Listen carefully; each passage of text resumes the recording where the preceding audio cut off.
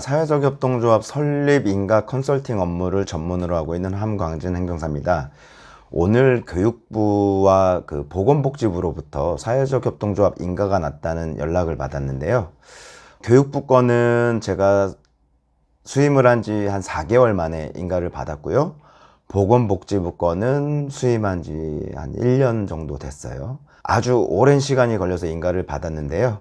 그래서 오늘은 어떻게 하면 사회적 협동조합 설립 인가를 쉽고 빠르게 받을 수 있는지 그 방법에 대해서 설명드리도록 하겠습니다. 다양한 분야에서 사회적 협동조합 설립을 준비를 하시는데요. 저한테 상담 전화를 주시는 분들이 첫 번째 하시는 질문이 다 똑같아요. 뭐냐면, 행정사님, 사회적 협동조합 설립하는데 시간이 얼마나 걸리나요? 이런 질문을 꼭 하세요. 그럼 저는 그 전에 몇 가지를 먼저 물어봐요. 첫 번째, 사회적 협동조합을 왜 만드시려고 하세요? 두 번째, 어떤 사업을 하시려고 하세요? 세 번째, 발기인은 다 모으셨나요? 네 번째, 사무실은 얻으셨어요? 제가 사회적 협동조합 설립하는데 시간이 얼마나 걸리는지에 대해서 답변하기 전에 제가 앞선 질문을 하는 이유는 얼마만큼 준비가 됐느냐에 따라서 협동조합을 설립하는데 걸리는 시간이 다르기 때문이에요. 제가 몇 가지 질문을 드리면 대부분 똑같은 답변을 하세요. 이제 준비해야죠. 발기인으로 가족도 되나요? 사무실도 있어야 돼요? 이렇게 또 질문들을 하세요. 그런 질문들을 들어보면 아직 준비가 안 되셨구나. 저는 이렇게 판단할 수밖에 없죠. 사회적 협동조합 심사는 60일 이내로 하게 돼 있어요. 법에 정해져 있어요. 60일 이내에 심사를 해서 인가 여부를 신청자에게 알려줘라. 이렇게 관련 법에 정해져 있습니다. 근데 현실은 어떨까요? 제가 5년 가까이 이 사회적 협동조합 설립 업무를 하면서 2개월 안에 인가를 받은 경우는 단 한 차례밖에 없었어요. 왜 그럴까요? 사회적 협동조합을 준비하시는 분이 얼마만큼 준비가 되었느냐에 따라 2개월도 될 수 있고 3개월도 될 수 있고 12개월도 걸릴 수 있는 거예요. 당장 사무실 얻는 데만 해도 며칠이 걸리잖아요. 사무실 얻는 게 그렇게 단순한 일도 아니고요. 예를 들어서 첫째, 서류 접수 전에 사전 준비가 얼마나 잘 되어 있는지가 상당히 중요합니다. 사회적 협동조합을 만들기 위해서는 최소 발기인 5명 이상을 모아야 되는데 이분들한테는 인적사항도 받아야 되고 인감도장도 받아야 되고 인감증명서도 받아야 돼요. 그래서 이런 분들을 확정하는데 상당한 시간이 걸려요. 또 발기인을 누구로 할지 정했으면 이 발기인들을 모아서 총회를 해야 되는데 이 발기인들한테 총회 공고문을 발송하고 총회 공고문을 발송한 날로부터 최소 7일 이후에나 창립총회를 할 수 있어요.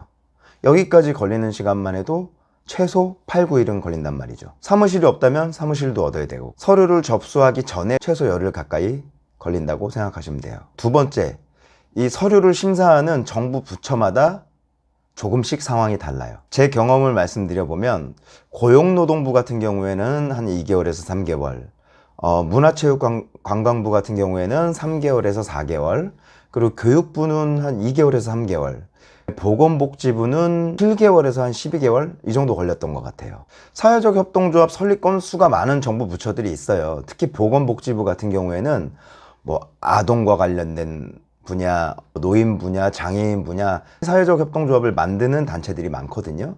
그렇다 보니까 일이 많아요.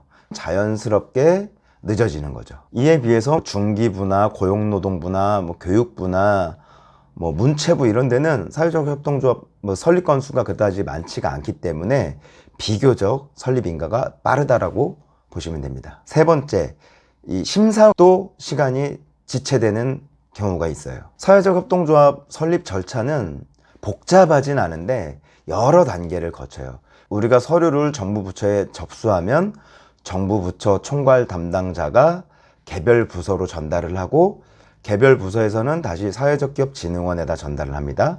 그럼 사회적기업진흥원에서 심사를 하고 심사 결과를 다시 정부 부처에 보내고 정부 부처에서는 임원들에 대해서 결격 사유 조회를 통해서 이분들이 문제가 없으면 그 다음에 내부 결재 과정을 거쳐서 인가를 결정해 주는 거예요. 단계별로 하루 이틀 며칠씩만 지연이 돼도 최소 한두 달은 그냥 지나가게 되는 거죠. 그리고 수정 보완 요구를 하다 보면 심사 담당자마다 요구하는 기준이 달라요.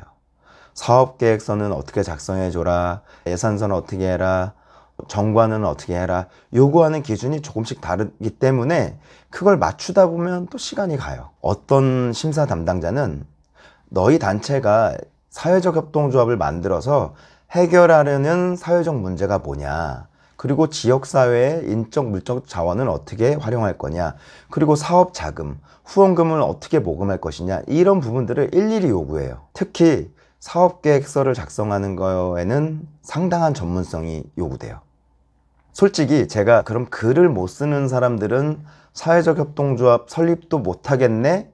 라는 생각이 들 정도로 여러 가지 논문이나 연구 보고서를 인용하라고 요구하는 경우도 있어요. 글빨도 상당히 중요합니다. 저는 이렇게 생각해요. 이 사회적 협동조합을 주도적으로 추진하시는 분들이 있어요. 근데 주로 이분들이 조합의 업무를 이제 도맡아서 하시다 보니까 되게 바쁘세요. 또 여러 가지 일들도 하시고.